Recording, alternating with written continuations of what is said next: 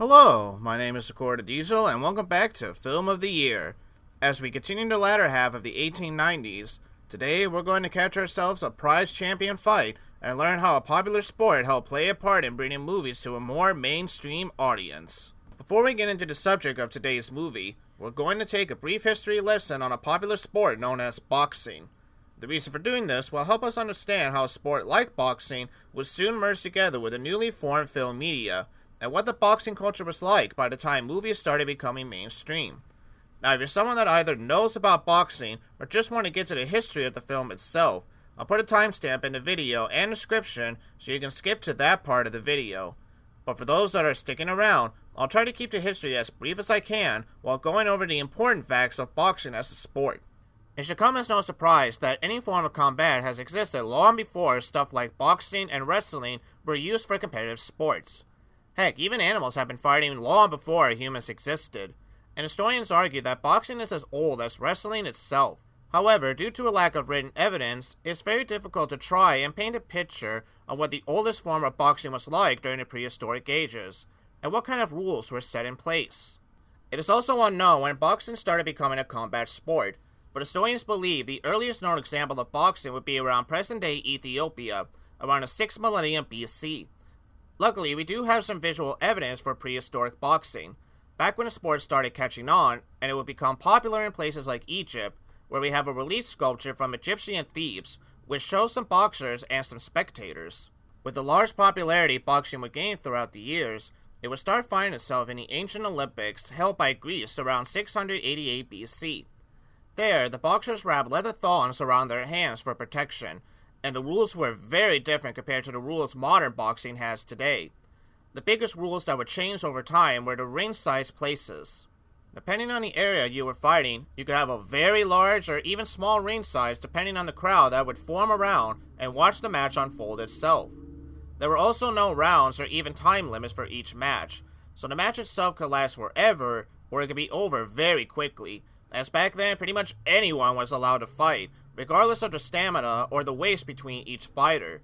As long as you want to fight, you could pretty much find yourself going up against the strongest opponent in the world, and you would have a very difficult time trying to bring them down. Because of this, boxers back then would fight on the more defensive side rather than offensive to caution themselves.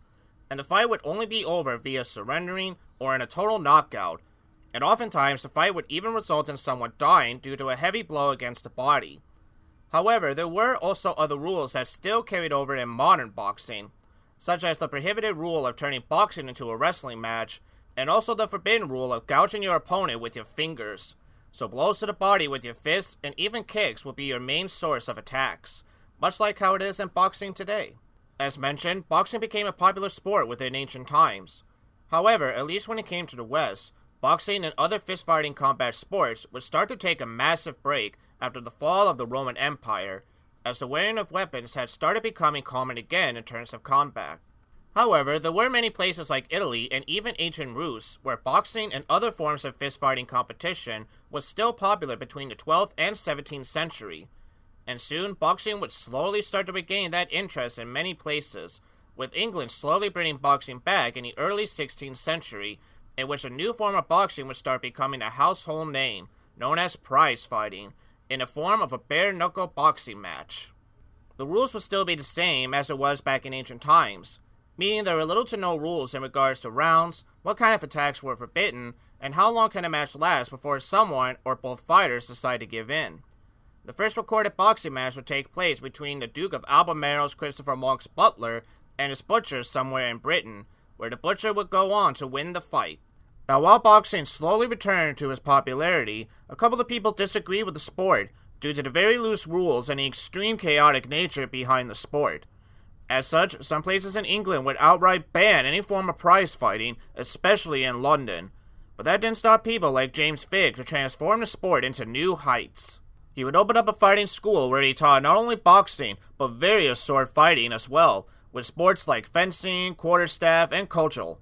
He would teach these combats to both male and females, so we would start to see some early form of female boxers during this time, adding on to the ever-growing popularity that boxing would become, even enough to where James would take boxing to an international level.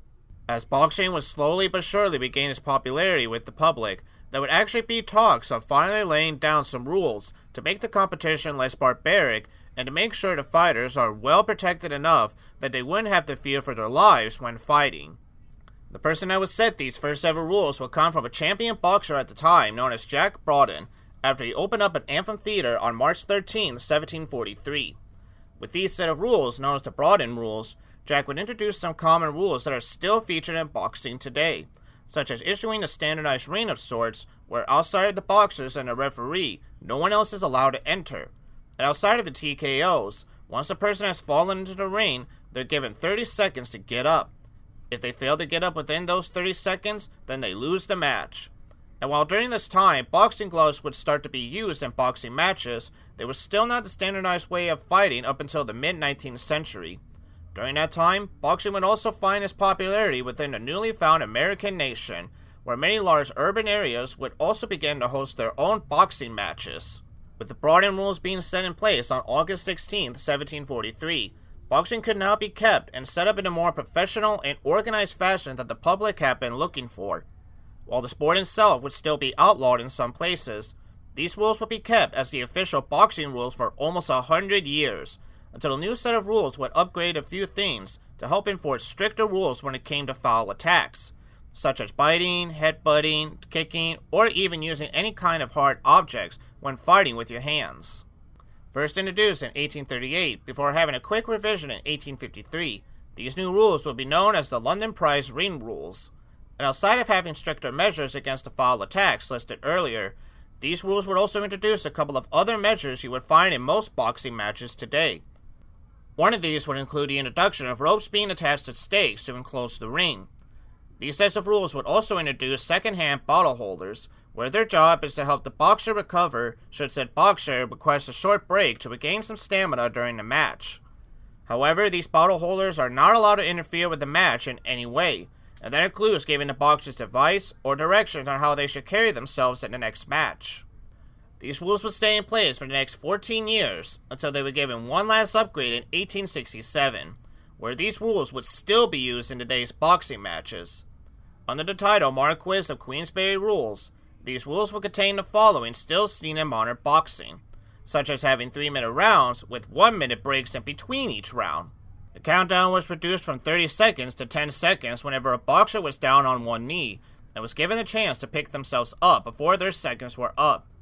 And these were the rules that would make it clear that each boxer must wear gloves before entering the ring. With these new rules in place, boxing would now start to become a much more organized sport of sorts when compared to its early roots. These rules would eventually find their way in other countries, such as America and Canada, around 1889. However, the sport itself would still be outlawed in a couple of places, and that included prize fighting, so trying to host these matches in the first place would prove to be a challenge, and more so trying to house as many people to see the fight in person would also prove to be a bigger challenge. That is, until the 1890s. Now that we have a brief understanding about boxing itself as a sport, let's talk about how boxing would help play a part in giving the newly formed film media a new type of fame. For that, we need to return to the kinetoscope, as well as 3 certain men that would be the first to commercialize boxing to a broader scope. We've of course talked about the kinetoscope plenty of times before during this decade, and we've also mentioned these 3 men before in our episode regarding projectors in America. These 3 men include the brothers Otway and Gray Letham and Enoch J. Rector. We've talked about the brothers Otway and Gray alongside their father Woodville Letham once before. But now we're going to focus our attention on Enoch J. Rector. Unfortunately, there is barely any information regarding Enoch's early life before meeting with the brothers, outside of what year he was born and the state he was born from. Enoch J. Rector would be born on October 9, 1863, in the recently newly formed state of West Virginia. For what little information I was able to find, it seems that Enoch attended West Virginia University, where he was studying to be an engineer. And it's from this university in particular where Enoch would meet the Letham brothers. After years of staying in South America to help build a railroad, Enoch would make a return trip to America and move into New York City. From there, he would be reunited with the Letham brothers while out for a stroll, and it was this particular stroll where the trio happened to run into a recently new parlor. Inside that parlor would be filled with a brand new machine that had people lining up to see this new machine in action. that machine being none other than the kinetoscopes. At just 5 cents for viewing one film at a time, Enoch and the Lethem brothers decided to head in to see what the fuss was about.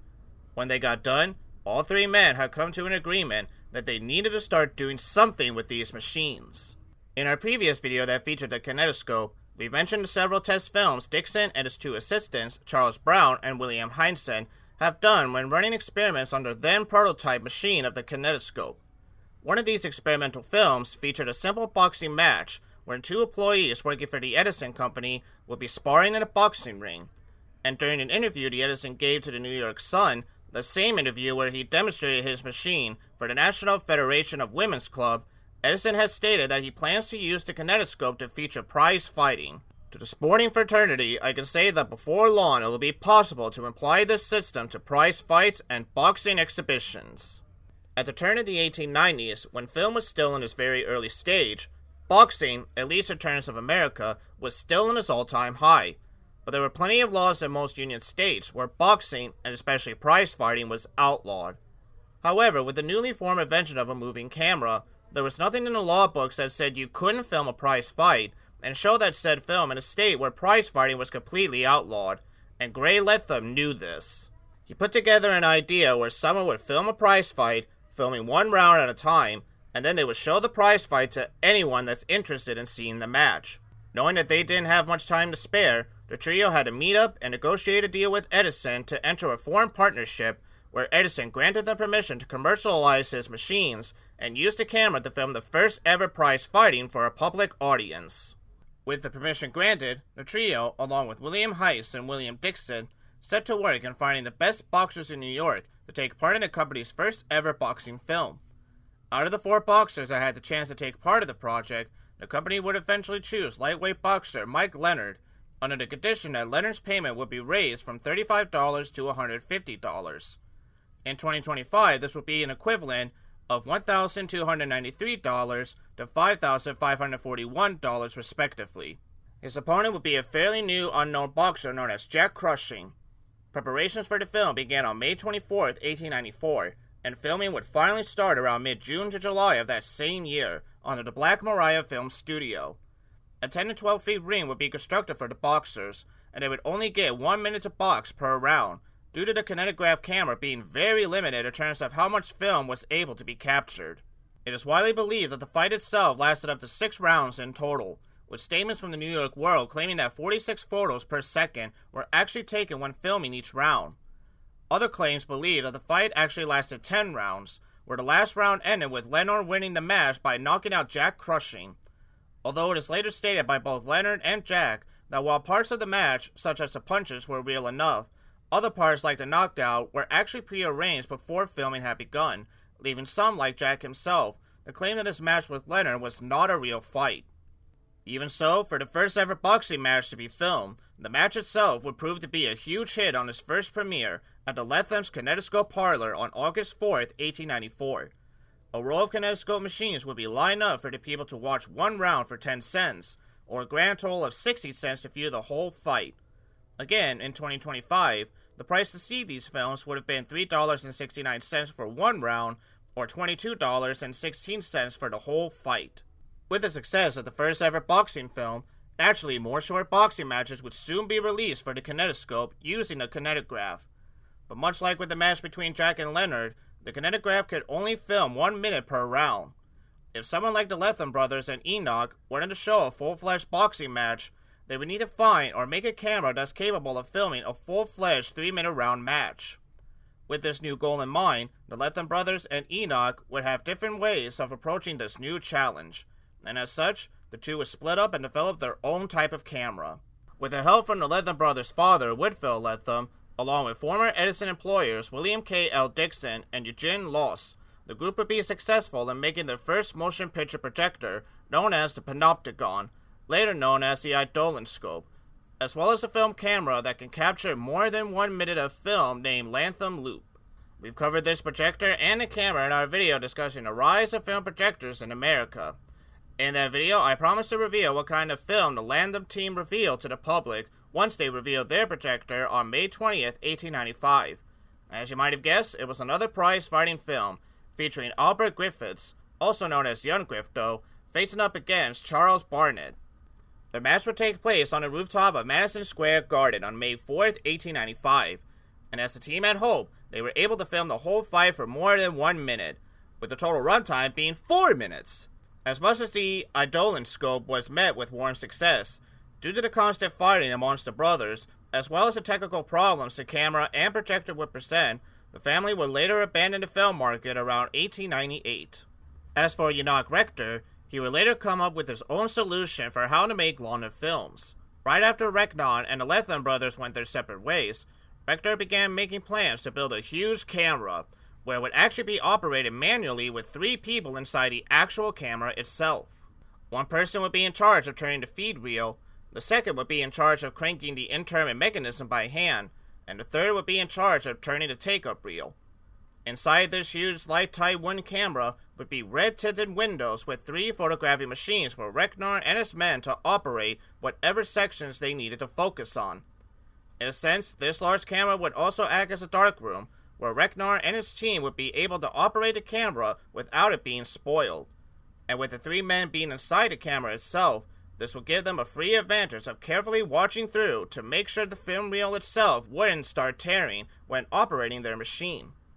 Enoch Reknar would reveal his new camera as a Verscope, and would begin testing out the camera around parts of New York. After feeling that his camera is now ready to go, Eknar set out to use the camera for its original intent, to capture and show a full-fledged boxing match. To achieve this goal, Reknar returned to Dallas-based boxing promoter Dan Stewart to arrange a fight between the world heavyweight champion James J. Corbett and British professional boxer Bob Fitzsimmons. James J. Corbett had already made a name for himself in the boxing world, especially in the United States, after he defeated another well-known boxing champion, John L. Sullivan. Corbett was also familiar with the new film media, as he had already taken part in an early boxing film in 1894 for the Kinetoscope, where he squared up with Peter Courtney. This was the second boxing match to be recorded. Meanwhile, Robert Fitzsimmons, or simply known as Bob Fitzsimmons, had just started making a name for himself in Australia before moving into the United States in 1890. Once he was in the States, Bob would later become the middleweight champion after defeating Jack Dempsey in a 13-round match, with Bob winning the match by knocking out Jack. Before Dan Stewart could even approach James Corbett with some kind of arrangement, a major problem started taking place. With the still growing worry over prize fighting and boxing seen as a barbaric sport by some people, Governor of Texas at the time, Governor Charles Culberson, would begin to outlaw prize fighting in Texas. With this, the match between James and Bob would have to be put on hold until Stewart could come up with a different solution. At first, he was planning on relocating the match to Arkansas, but Corbett had decided to take a break from boxing and offered another boxer, Peter Maher, to take his place. Stewart agreed, but he still needed to find a new location in order for the match to even happen. This is where an American saloon keeper and Justice of Peace, Judge Roy Bean, would come to Dan Stewart and offered his location for the match between Peter and Bob to happen. Judge Roy Bean would set up a ring on the sandbar at the bottom of Rio Grande Canyon in Lane Tree, Texas, right across the river in the state of Coahuila, Mexico. This would help Stewart and anyone involved in setting up the fight to avoid any legal trouble with the Texas Rangers, as the location of the fight would take place beyond the jurisdiction of any Texan politician. Stewart made sure to keep this fight a secret from the public. As such, ticket sales would be abysmal on purpose, as Stewart had planned to have Enoch Reknar come over to Landtree, Texas, in order to put his Verscope to the test. When Reknar made it over to Landtree to film the match between Bob and Peter, it did not go over very well. For one thing, the lighting on that particular day proved to be very bright for Reknar to get a decent exposure on the type of film strip he was using. Plus, the fight itself only lasted for about 2 minutes, with Bob knocking out Peter heavily at the match with a strong uppercut to Peter's jaw.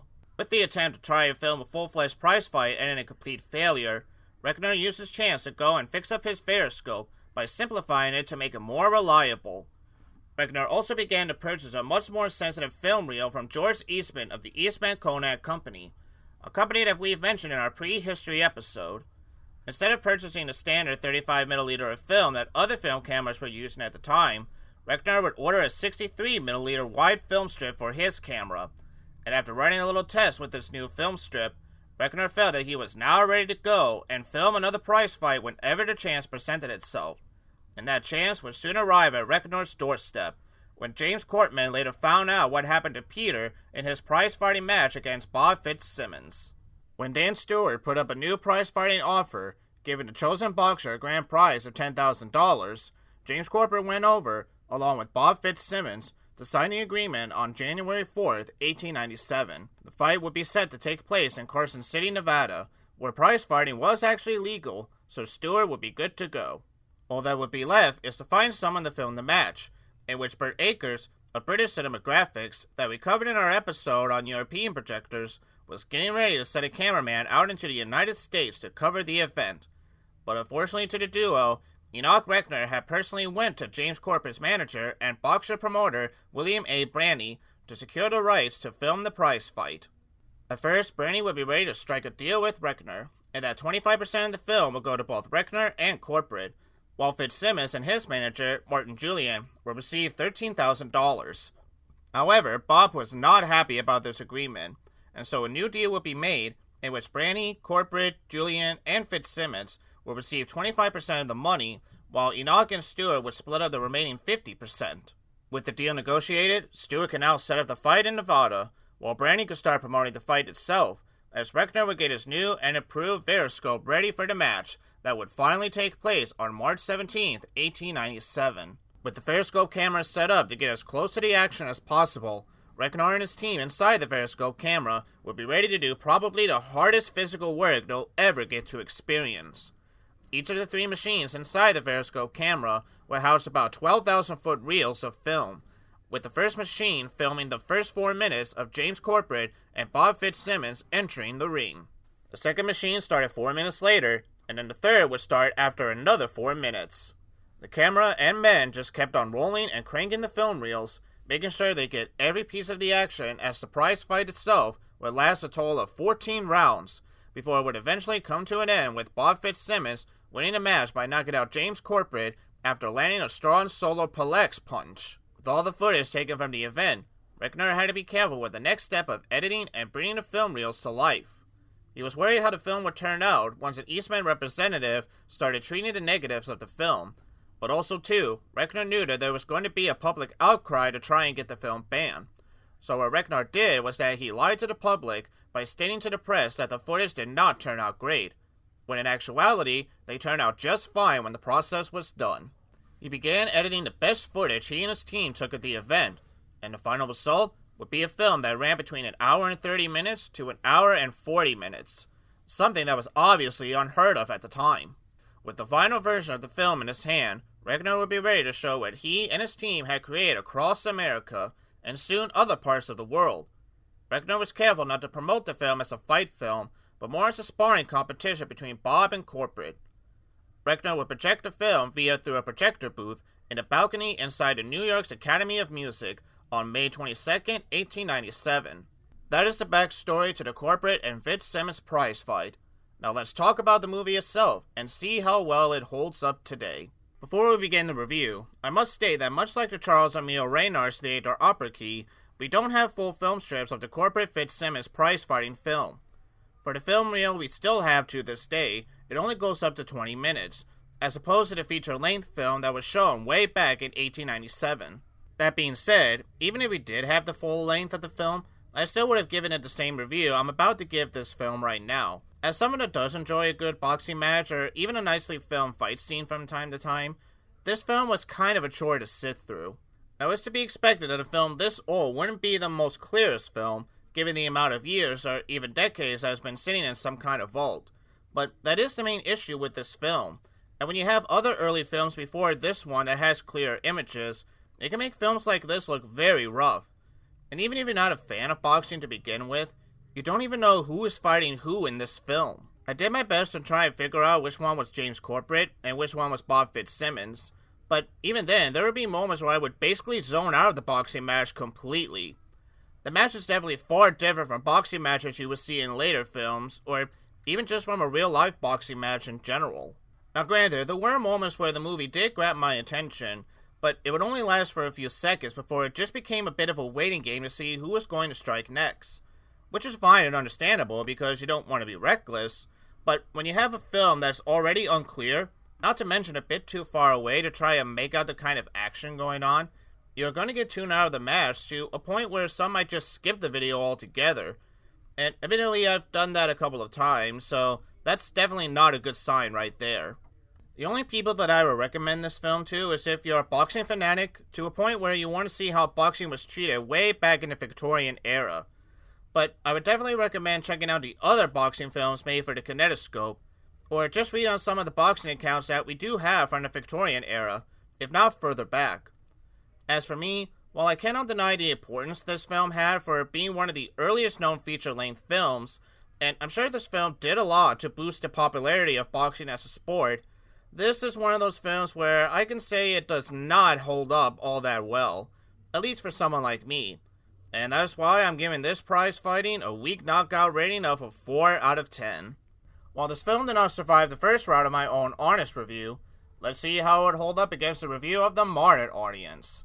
You might be a bit surprised, but I was able to spot a couple of positive reviews for this film, most notably coming from IMDb, where all 4 reviews of this film spoke nothing but high regards for it, citing the importance of this film, as well as the impressive technical feat it took to make this film to begin with. What's a bit more surprising is that even with the high reviews, the overall rating of this film falls more than the average with a rating of 5.3 out of 10. So even with the praise, it does seem that there are a couple of moderate audience that most likely appreciate the film for what it did, but nowadays it would be hard to sit through, especially considering the other boxing films that are out there today, and even how much more easy it is to make a homemade boxing match for anyone to see. Still, with the warm reception this film is getting from a couple of other reviewers, I think this film has survived the moderate audience round by owning itself a fair skimmit. I would say watch at least the first 2 minutes of this film before getting the idea if you feel it's worth watching the rest of the movie. And there's mine and the audience's review on the Corbett-Fitzsimmons Prizefight. When the Corbett-Fitzsimmons Prizefight was shown, it quickly garnered a lot of attention.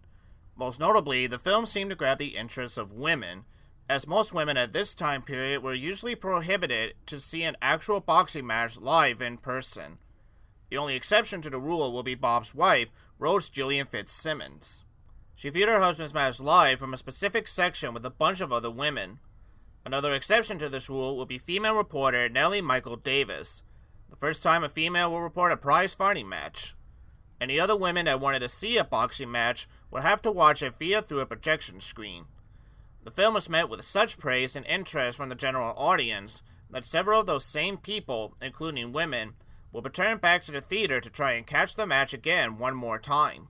By that same token, the film would also be met with backlash and criticism, mainly from local authorities and certain groups, such as the Women's Christian Temperance Union. There were even calls to try and ban the film, but these were met with failures. With nothing stopping Reckner from touring across America and certain places of London and Ireland, the Corbett-Fitzsimmons Prizefight would have different screenings within these certain places. And with these screenings, Brandy would estimate that the film would turn a net profit of $750,000, about $26,181,776 in 2025. Although later film historian Charles Wooster claims that at most, the film made a more modest $100,000 upon their screening, which by 2025 would be about $3,490,890. Regardless of how much money the film earned on this release, it certainly can't be overlooked that the film did have a warm popularity with the common people. Others, like American film pioneer Sigmund Lupin, would try to cash in the popularity by making his own prize-fight film in that same year. But instead of recruiting Corbett or Fitzsimmons to take part in his own boxing match, Lupin recruited 2 freight handlers to box on a rooftop. The film would be released sometime around June of 1897. Even though Lupin would advertise the film as a facsimile, it would be noted in an article from the Little Rock Gazette that audiences were not happy in the slightest when they first saw the film.